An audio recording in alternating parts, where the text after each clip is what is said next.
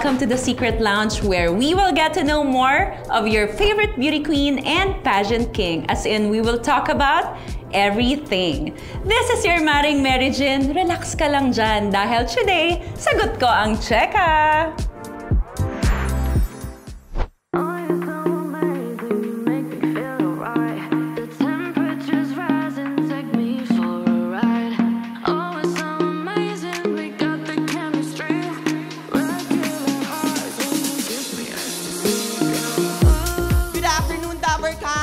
My name is Kim Chu, and I am your Super Serena, Queen of the Jungle.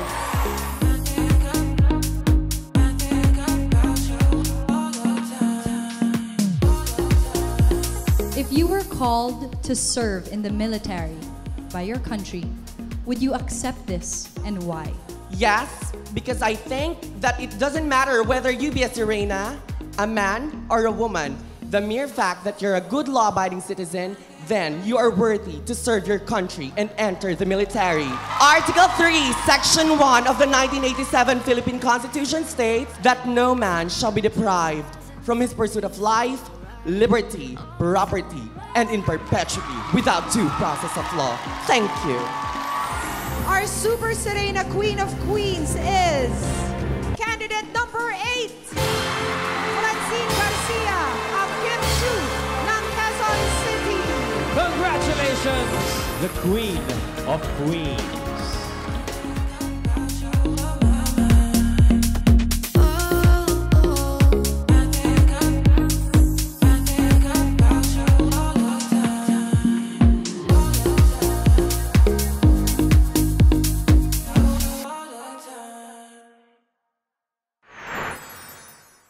Another day, another guest, mga mare ko. And today, our guest is no other than our Super Serena, Francine Garcia. Ay, naku naman.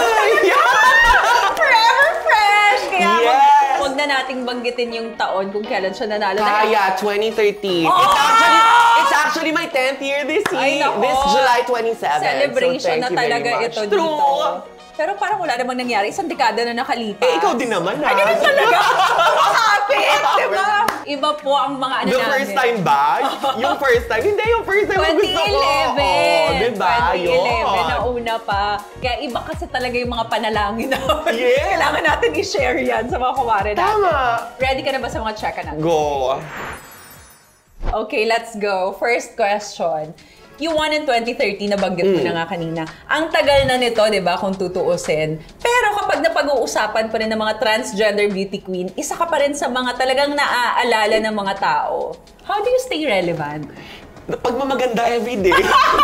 Ay, no. Kahit ako, umay na akong mag-post minsan. Yung hindi ko na alam, ano bang ipopost ko ngayon? My gosh, parang kanina nagising ako ng, naalimpungatan ako bigla ng 1. Okay. Sabi ko, oh my gosh, wala akong pang-post today. Ay, ganun. Hindi. Yes, yun din naman kasi talagang sinabi nila. For you to stay relevant, you have to be visible every time. Yes. At lalo na ngayon in the world of social media. Diba na ang daming nagsusulputan? At saka syempre aware naman ako na everyday there's someone who's more beautiful that's coming in. Someone younger. Yes. Someone more than you. Yes. So, anong gagawin mo? Makikipaglabanan ka ba sa kanila? Of course not. Stay relevant ka na lang, diba? Si Heart nga, Diyos ko, araw-araw 5 ang posting. Hindi na pagod. Tayo pa bang isa-isa lang? Nakakaloka, diba? Talagang it's a job na talaga, no? Social media. Actually, it's a religious thing. You do it religiously. Parang skincare na din. I love that. Ganun pala yun. Oh my God. Bakit ikaw ba? You don't post every day? Hindi. Ang hirap, B. Try mo. Ang hirap talaga niya. Kaya ako kasi medyo medyo work, travel. So hindi siya masyadong daily. Ay ako, if I travel kasi halimbawa magbe-beach ako ng 4 days. I see to it na yung... No naman. I see to it na may isa akong araw na magko-content lang talaga ako. Pero mga 2 weeks siya. Sometimes, umaabot naman ng 1 month. So, kasi may mga sundot pa yun. Dinadamihan parang talaga. pag pupunta ako ng beach, ang dala kong swimsuit, 8, 9. Oh my God! Pero ang content ko, alimbawa maganda talaga yung content, yung set ng content ko na yon. Ang gagawin ko talaga doon, parang iaano ko talaga siya, stretch ko talaga siya. Yung kahit pang carousel talaga siya, no, pang isa-isa siya. Para maganda din sa feed na isang ganon. Okay, Diba kasi diba yun naman talaga yung pang social media nowadays. For you to stay relevant, you have to be visible every time. Okay, alam niyo na mga kumare, stay At visible. hanggat may nagla-like, magpo-post. Walang mauumay. I love that.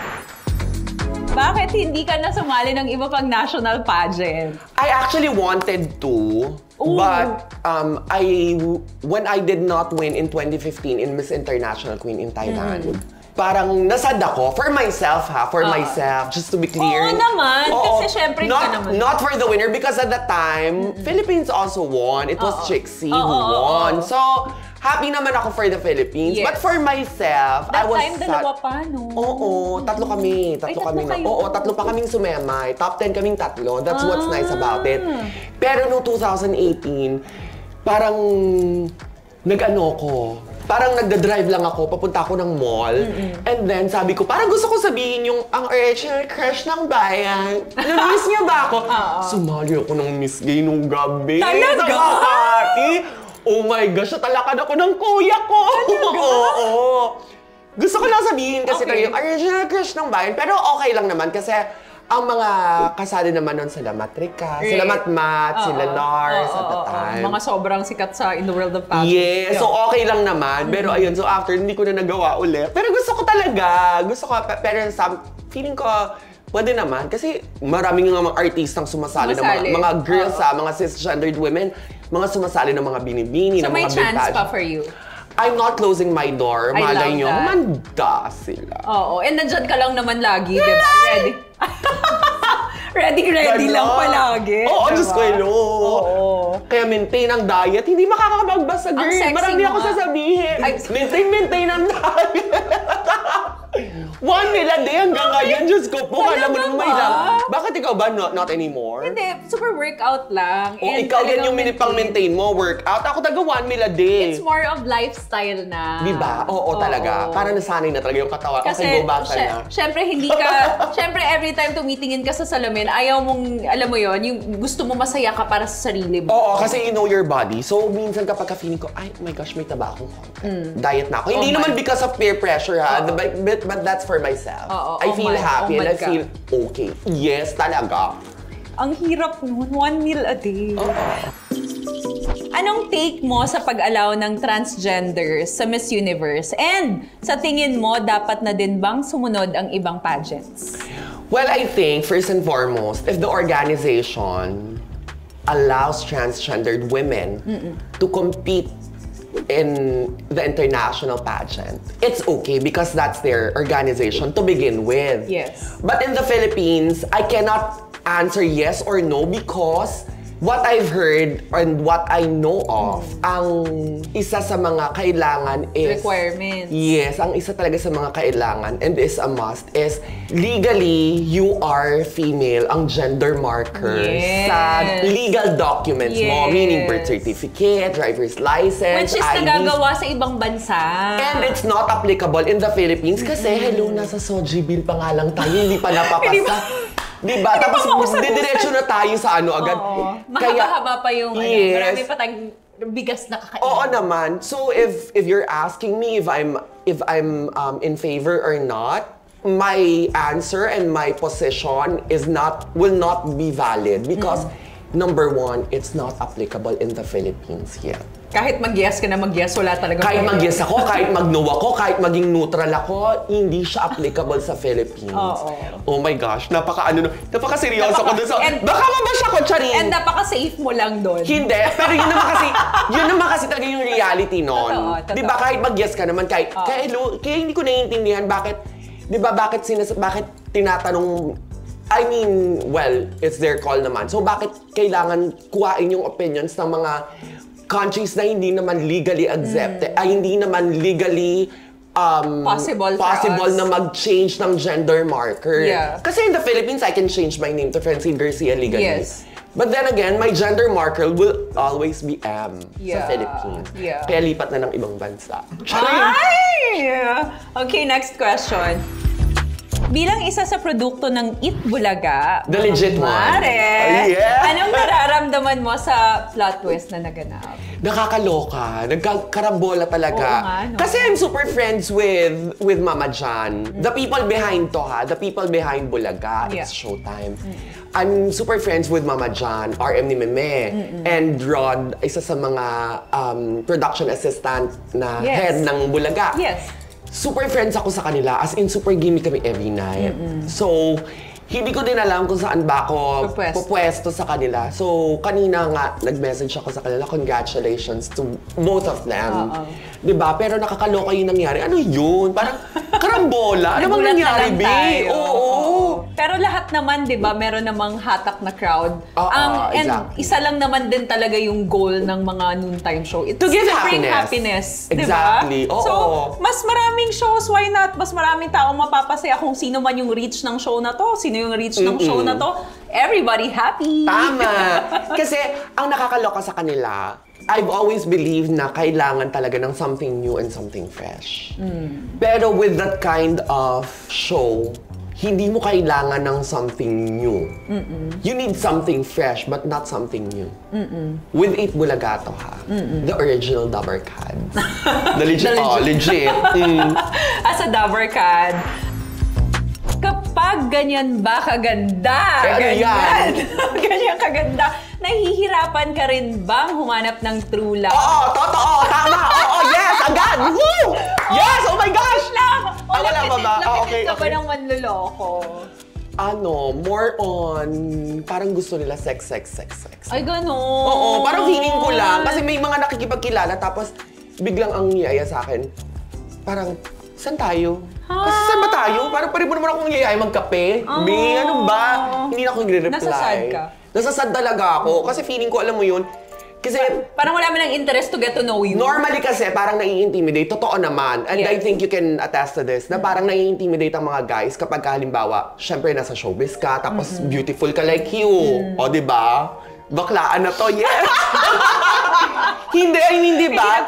Nakaka-intimidate naman, nai-intimidate sila. Kasi yun talaga yung sinasabi nila sa akin. Parang nakaka-intimidate ka, ganyan-ganyan. And siguro kasi nararamdaman nila na, alam mo yun, alpha ka eh. O, diba? Kanina ayaw niya mag-comment, pero ngayon may pa-alpha siyang nararamdaman. Ikaw alpha kasi. Bakit ikaw din naman very opinionated, you know what you want. So siguro pero submissive naman ako when it comes to relationship. Kapag may jowa ako. Oo, I cook. I take care. Oo, may pabulong pa ako. Bakit pa rin kita pag-gising mo bukas? Ganon!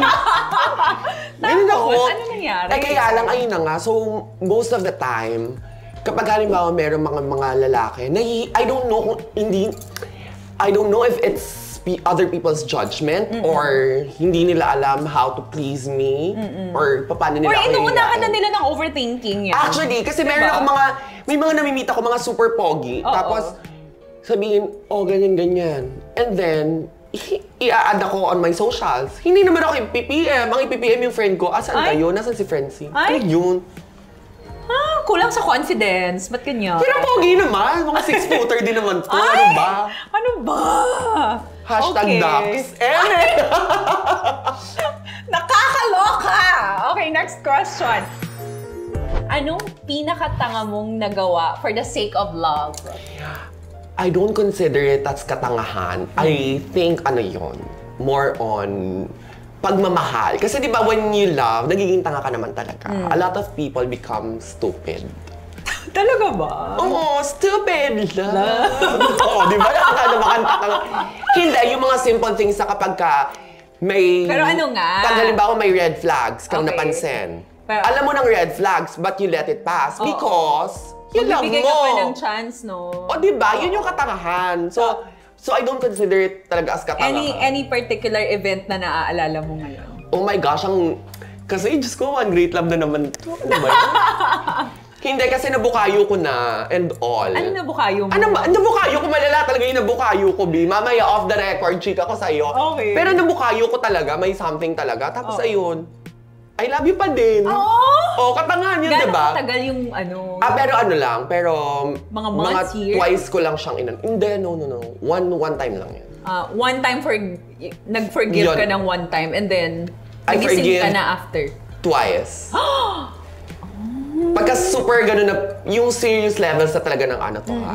Ayun, I forgive twice. Hanggang Pero dalawa that's lang. love din naman, di ba? Oo, so, but people consider it as katangahan, but I consider it as love. Oo. And you give it a chance, you don't just give up on True. your...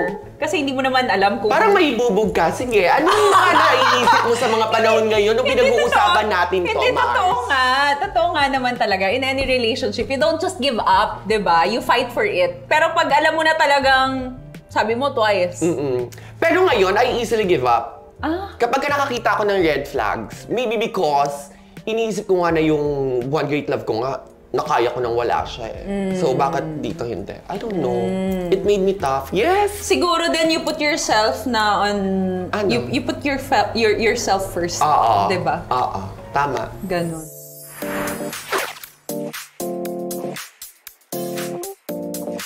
On to our next segment. Honesty is the best policy. Kailangan ko lang na sumagot ka ng sa true if you Okay. agree sa statement na to or very wrong kung disagree ka or Hindi ako ka pwede magbigay ng naniniwala. ano. Pwede naman! Okay, pwede naman pala. And why? May Okay, and why. oo, Ayan. statements to. Okay. Hindi pagsama ni Miss Universe Philippines 2022 Celeste Cortesi sa semifinal sa true or very wrong? Very wrong. Very Because I really find her super beautiful. And Fast. ako talaga ha, my heart goes to Pia. Alam mo naman yan. Oo, At oo. ako super support ako sa'yo nung, Yes, nung oo. ano ka, nung Miss Universe mo. MJ all the way, no? Hello. I love that. Pero, I really consider her as the most beautiful Miss Ganda Universe talaga. Philippines. Walang bad angle yun, sobra. Actually, kakaloka diba? sila pala. Okay, next statement. Pagkapanalo ni Michelle B as Miss U Philippines sa true or very wrong? Sa true, deserve. Deserve. Ang trending Q&A ni Harleen Budol sa Miss Grand Philippines sa true or very wrong? Very wrong para dun sa mga nang babash. Okay. Eh kasi kung anong gagawin natin kung ganun talaga yung kaya niyang sagutin. Oo. 'Di ba? Hindi naman palagi tayong on top of our minds Oo. at saka matalino tayo Na-overwhelm palagi. siya eh, Oo, diba? na-overwhelm. Kapag Oo. nakaka-overwhelm, nakakaano Stunned ka naman talaga. talaga. Kaya yun naman talaga, di ba yung ano, yung sinasabi nila lagi na, lagi ka dapat grace under pressure. So yun yung pinakamahirap sa lahat eh. Hindi naman yung practice ng QA, pag-practice ng lakad, yung grace under pressure when you're in the moment, nasasagot ka na. And what's good with that, hindi pa naman finals night yun. Actually, so parang tsaka- there's a chance for her to really re-evaluate herself pa and to be better, diba? Exactly. At saka hello, napanood naman siya ng mga bashers ng Binibining Pilipinas. She was very good. Very good, oo. Baka na nagulantang lang si Mamwa. Next statement, one night stand can lead to true love sa true or very wrong. Ay! Agad! Sa true! Pag Hindi nag-explain na, walang mag-explain na basta ganun. yun na yun. Pag pumatol ba ang straight guy No. sa Bex ay Bex na rin? No, Sa true no. or very wrong? Very wrong! Hello, because we are living, trans women are living every day as women. Hello, nakapang girl, kahit mag-tomboy-tomboy pa kami na damit. I mean, babae pa din ang nakikita naman nila eh. Babae ka pa rin. Oo, wag niyo lang akong papakinggan kasi minsan malaki tayo. Charing! Nagtatawa si Kuya. Depende sa gise. At yung team natawa talaga, no? Na ang nauusong beauty queens, politicians, love affair sa true or very wrong? Love is love, sa true. Okay, sumagot ng Tagalog at gumamit ng interpreter kung hirap ka talaga sa true or very wrong. True! There's nothing wrong about it. Hello, Latinas are the most difficult to compete with. Oo, Alam mo yan. pero- But they speak Spanish. Pag sumasagot, Oo, laging so may there's nothing interpreter. wrong about it. Hashtag I stand with Aura sa true or very wrong? Sa true, hello, I stand with Aura. Bala kayo dyan. Last statement, does size matter sa true or very wrong? Sometimes. Yeah, sometimes. Bakit naman may sometimes? Wala yun Hindi. sa option. Hindi, kasi nga, pwede naman ako mag-true, pwede naman ako mag-false. Pero, hindi naman ako naniniwala na sizes Yun lang matter. talaga nagmamatter. Kasi, hello, merong mga merong mga hindi gifted masyado, pero hindi ka masyaduhan, pero Pero may in love ka. performance level talaga. Yung may in love ka talaga kapag gumiling-giling na ganyan. Sabi nga ni Kuya Will, igiling-giling. Diba? Pero may mga ano naman na, oh my gosh, title talaga. Yes! Happy birthday, blow the candle! Woo! Ganon, diba? Nakakaloka mga kumare. Ito na talaga to.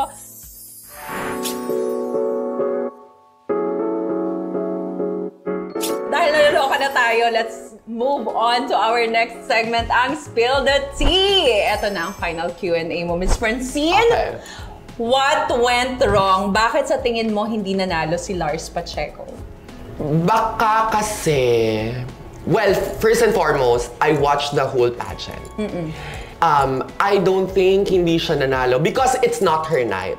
Katulad nung sa akin noon, I did everything. Ako yung pinakapagod na tapos na ang mga candidates nung Miss International Queen mag-shoot and all ng events namin ng 9 p.m. Ako matatapos 1:30 a.m. And I have to wake up at 4. Pero hindi pa rin ako yung nanalo. Hindi pa rin ako pumasok sa tatlo. So I think it's not her night. Yeah. Like you. I agree with you. Ako talaga naniniwala talaga ako na ikaw ang most prepared ever sent to Miss Universe. Well, aside from Kat. Kasi ibang level yung kay Kat, di ba? Preparation. Oo, pero may team na rin naman kasi nung time nila. Oo, Wala, pero sa amin, at wala that time pa. nga, yes. So you are the most prepared Miss Universe Philippines. But it was not your night. My night. Kasi isipin mo, yung ano mo nga, yung national costume mo ng Happy Birthday to You cake, nalusot mo pa yun sa top, di ba? Naka-top 10 pa rin tayo. Di ba? Top 10 ka Pero pa din. alam mo, ang ganda ng sinabi mo. I really agree with you. Yung sinabi mo na you worked so hard, you prepare, and so are other girls. Yung hindi mo naman pwedeng sabihin na pinaghirapan ko to, grabe yung trabaho ko, hindi ako nanalo. And so does the winner. Pinaghirapan niya rin yan, nag-effort So I think talaga, ang kailangan mo lang talaga at that time is 99% that all the stars will align for you. Exactly. So, yan. And if it's not for you, it will never be for you. But there will always, you can always get something out of it, di ba? Sabi nila, it's not True. failure, it's learning. Actually, kaya nga katulad nung sinasabi mo, I just want to add, katulad kanina nung tinanong mo ko, how do I stay relevant? Kasi isa yun sa mga bubog ko na hindi naman ako nanalo, so I have to prove myself every time. Kaya nga, post ako ng post, kailangan maganda ako palagi, kailangan, kasi hindi na nga ako nanalo. Regalo mo na lang sa sarili mo. Oo, yung pagmamaganda yan. Kaya bala kayo dyan na like lang ng like. Click the heart button. Ganun lang. Oh, I love that. Thank you so much. Ang saya-saya mo talaga kausap. Diba? Ever. Oo, super serena ka nga talaga. Yes! Go, MJ! All the way! Tsaka support tayo, no? Hello. Support, isa to sa very supportive din talaga sa ating pageant. Hayaan nyo kapag lumabas sa December, kasi December yung competition mo nun, di ba? Yung Miss Universe mo nun. January yun. January. Sorry. Pia pala yung December. Isang taon. Huwag kang mag-alala. Pagka lumabas ulit sa sa memories ko, i-up ko ulit. Hashtag MJ all the way. Nire-repost niya talaga lagi yan, nakikita ko. Oo, tsaka happy talaga ako kay MJ, no? Kaya super happy talaga ako nung na-meet ko siya, nung naging friend ko siya. Kaya baklaan, ano kaya? At saka hello, siya lang ang binibini, I think, siya lang ang isa sa mga binibini na hindi na-offend kapag kasi nasabing baklang-bakla siya. I love it. Title, kasi diba? Hindi naman talaga ako magiging beauty queen without the, the bakla. mommies from the LGBT, diba? Always grateful. And I think isa ka talaga sa mga tao na kahit sabihin yung term na bakla, hindi offensive. Ay. Kasi kapag if it comes from the community, it's not offensive eh. Halimbawa ako sabihin ko bakla. It's not offensive. But if it will come from and maybe because of the tone din sa ibang tao. Exactly. Yes. Diba parang si Pia, bakla. Ganyan. Mga akla. Ganyan. Aklaan lang. Thank you so much for gracing the Secret much. Lounge, Francine. And it's such an honor to have you here. And I know it's an honor for you to take a photo of course. the showstars. Love it. Alam mo na yan. You know the drill. Kailangan pag mga Angguluhan kita, nak, ha? Oo, kailangan ng mga queens talaga. Teka lang, kailangan pinupunasan pa. Binabaan talaga. Siyempre kahit para, excuse me, First time nag-effort ang guest. Siyempre para mahaba ka dito, be. Okay. Thank you. Wait lang, isa pa. Kailangan, may isa meron pa. Effort yan na. Thank you mga kumare. Bye!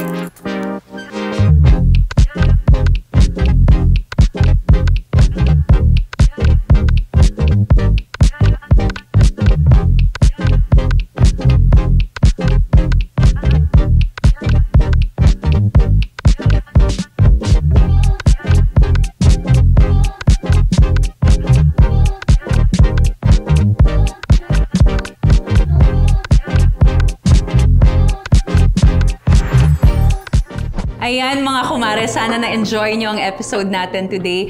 At eto nga si Maring Francine na nagpapatunay na victory is not just about winning. It's about how you lived your life after the challenges, 'di ba? Nakita naman natin na si Maring Francine ay relevant pa rin kahit na ilang taon na yung nakalipas, almost 10 years. 10 years na nga talaga yung nakalipas. So always be nice sa iyong buhay, be nice sa mga tao sa paligid mo, and you'll just feel victorious in life. Thank you for watching our episode, and don't forget to like, follow, and share our channel. Subscribe na mga kumare. See you in our next episode!